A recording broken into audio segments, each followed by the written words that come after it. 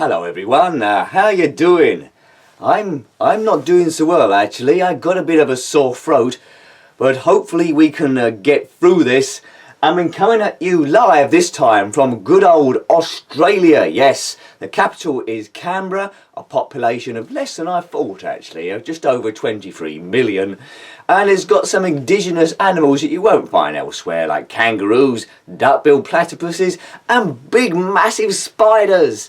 Yeah, so hopefully they don't jump out at me this time. So, as you know, if you watch a few of these roundups, we go to a different country each time and look at some iconic places. So, where are we at the moment, I hear you ask? What's iconic about that? Well, shame on you. This, right, is good old Ramsay Street. No? Neighbours, do you want to be a neighbour? No, still not. It's from a show called Neighbours.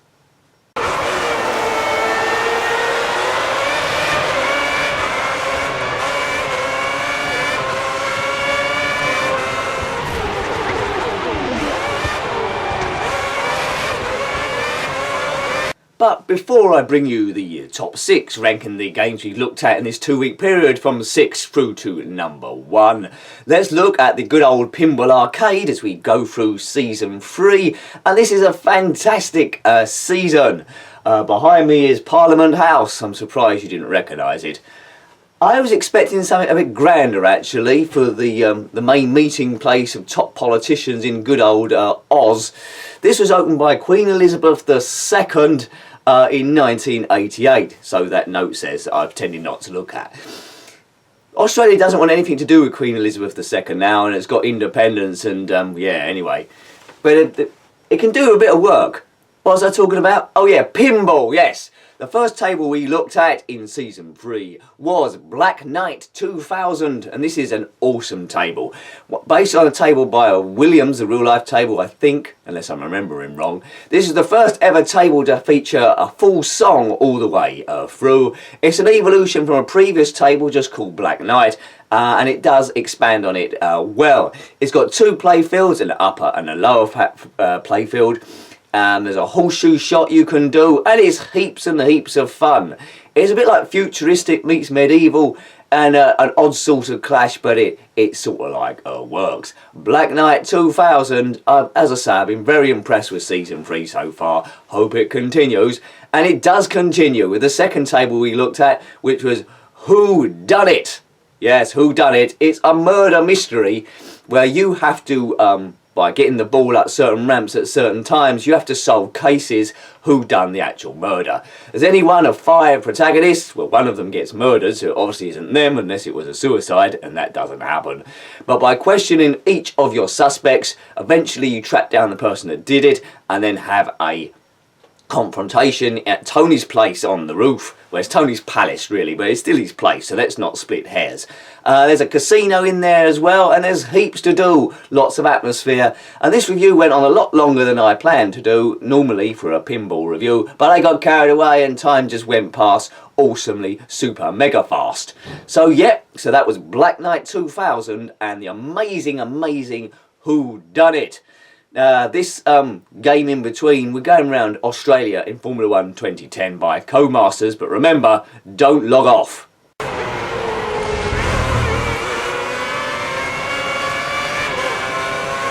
You're in 10, that's 10.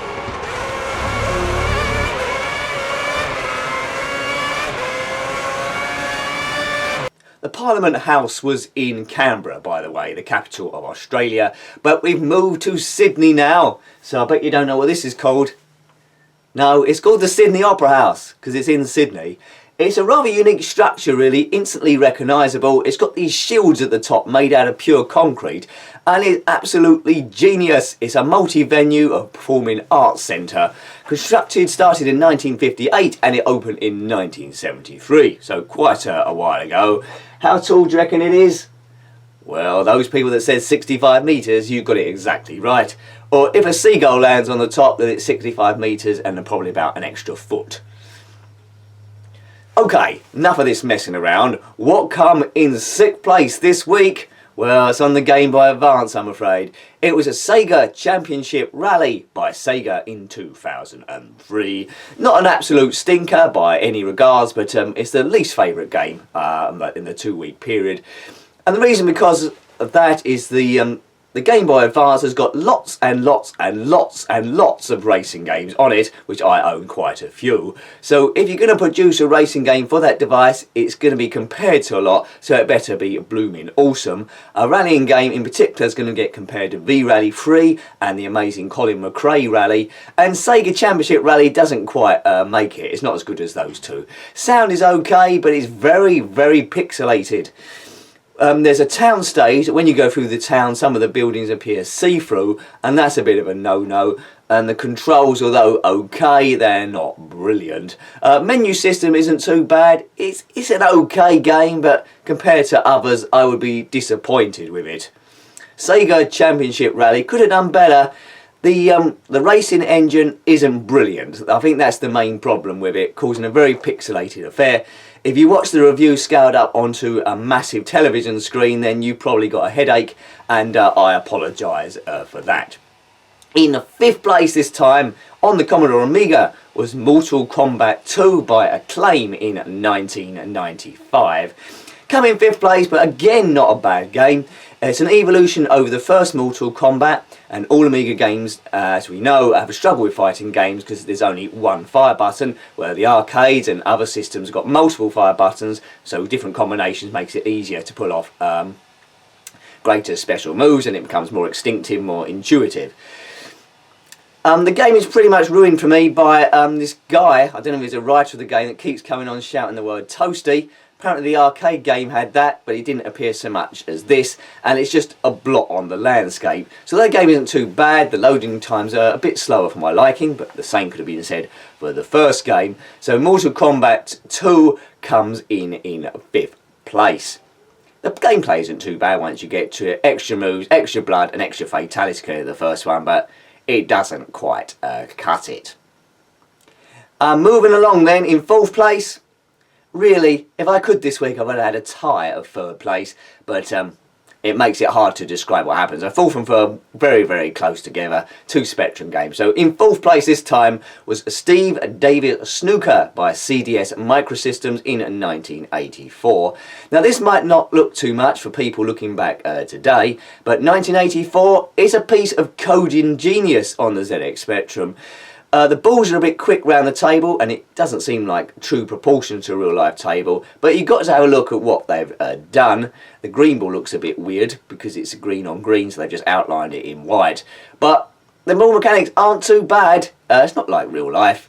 But you do a break, balls are going everywhere, and they program them all at the same time. It doesn't slow down. Very, very slight colour bleed as balls pass each other, but that's to be expected. And they've done an absolutely fantastic job. In this game, essentially, you have to clear the table as quickly as possible in at least many visits as you can. And with a licence like Steve Davis, who won the championship lots of times, kept Jimmy White out of the game.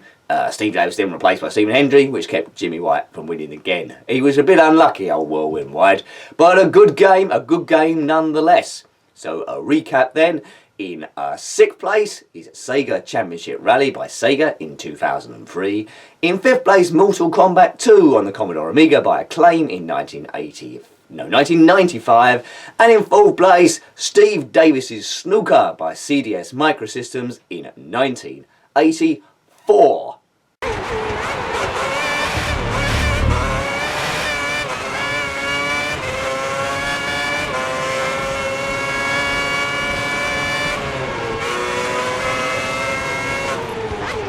We can outbreak this guy easily. And we end this on Bondi Beach, and I feel a little bit hot now, a bit overdressed for this sort of thing. Bondi Beach, it's an Aboriginal word, Bondi. Apparently it means water breaking over rocks, or possibly noise of water breaking over rocks. I think so. I think I looked that up on Wiki, so citation needed. Bondi Beach is 1 kilometre long, and it's a beach. What else can I tell you about it? It's one of the most visited attractions in good old Australia, and it's in Sydney again, New South Wales. So let's have a look at the top three games of the 2-week period. And then we'll leave Australia before we get attacked by that big massive spiders. In third place then, I pretty much gave it away last time. On the ZX Spectrum, it's a tennis game. It's Match Point by Sinclair Research in 1984. I think my voice is about to go, please hold on. It's a tennis game, yes, with stick men. Now this might sound a bit naff first of all, but at the time it was good. In the review I really struggled to get control of it, but I did win, well, I won't give it away, I did win some points. Yeah. It's all about timing this one, running around, but it's keyed really well. It's much more difficult playing at the top of the screen than at the bottom because of the size of the screen. But it's good. With practice you can have quite a lot of fun with this. It's a single championship, quarter-final, semi-final and then final. After each round the ball gets slightly quicker, so there is a performance level increase in it. It graduates you in. There's only a grass court to play, but you know, if it was a clay court it just would have made it red and the game would have been exactly the same. I presume they're stick men, could be stick women, but I think it's stick when. And you just play the computer really. I think there might be a 2-player as well. Match Point, and it was the best tennis game on the ZX Spectrum for a long time, and for some people maybe forever. It's no Virtua Tennis 4 or Topspin, but those come much later, and one could arguably say those ones wouldn't come along without Match Point, or maybe even Pong before. Now in second place, a game that I was absolutely hopeless at, but I can't mark it down because I'm hopeless at it, because it's a legendary classic game and people might lynch me. It was on the Commodore Amiga. It's a Flashback by US Gold in 1992. Developed by Delphine Software, who did the amazing Another World. You might remember I reviewed that a few weeks ago. The animation is fantastic, the graphics are absolutely gorgeous, uses an amazing colour palette, and is really pushing the Commodore Amiga to the maximum it can go. I didn't get far off level 1 because I didn't know what the hell I was doing, but this animated man can jump, drop, pick up items. Essentially, his name's Conrad, and he's been chased by somebody or other and crashes his speeder bike on Titan. He wakes up and he's forgotten everything to do with himself, and he just must work out who he is, do jobs for people and escape the gangsters. Sounds like a good game. If you get used to this, you'll have hours of playability with this one. I haven't really got time to put to it because I'm too busy, but it's an absolutely awesome game. A lot of people who had Amigas will have this in their top 5 of all time. Some people might have it in their top 1. I never really got control of it, a bit like Another World, but that's just me. I'm not particularly good at those sort of games. So what does that leave in first place? Well, not a big surprise really, because I went a bit wax lyrical during the whole review of it. I went a bit crazy and just kept saying good things about it all the way through. It's ROLLCAGE Stage 2 on the PlayStation 1. Fantastic sequel to the original ROLLCAGE, published by Psygnosis in the year 2000, so getting on for a bit now. You race on various tracks, a bit like in the style of Wipeout. There's off-world, there's asteroids, there's deserts, there's a number of different things, and it's heaps of fun. The controls are really intuitive. You've got a number of weapons you can fire at computer opponents, and it's divided into different leagues of difficulty, so step starts off easy and gradually ways your way through into it. You know, there's got walk gates, and occasionally you go off the side of the track at breakneck speed. I've run out of I can't say anything bad about this game. There's also a secret mini mode, which I'm going to put up there, a mini game where you have to stop the car in a checkered flag. Really needed a ROLLCAGE 3, and a shame it didn't come about, but there is a spiritual successor called Grip that's recently come out, I believe, on the PlayStation 4 or the PC. And I've also been told to play or track down a game called Firebugs. It's supposed to be a bit like that. I've never heard of Firebugs, but maybe I'll try and track it down. So, in summary then, on the podium this 2-week period, third place was a Match Point by Sinclair Research in 1984. Second place was the amazing looking Flashback by US Gold in 1992. And the coveted first place this 2-week period around is ROLLCAGE Stage 2 by the amazing Psygnosis, who very rarely let you down in the quality of their games, in the year 2000.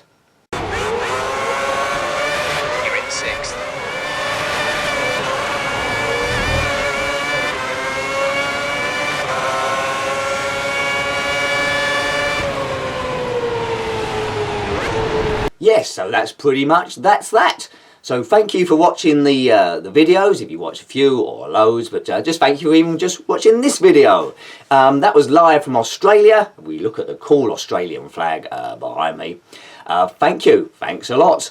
And we'll continue the videos going, no sign of them stopping. You might have noticed that we've got the occasional vlogs that are coming up once every 2 weeks interspersed with this. Might do a couple of more, I'm thinking about it, but it's nice. It's nice just to get me in front of the camera talking directly to you so you can see who's blabbing around in these videos. Brings a bit of life to it. Is that good? Is that bad? Maybe. Let me know. Anyway, till next time, take care and goodbye. Goodbye.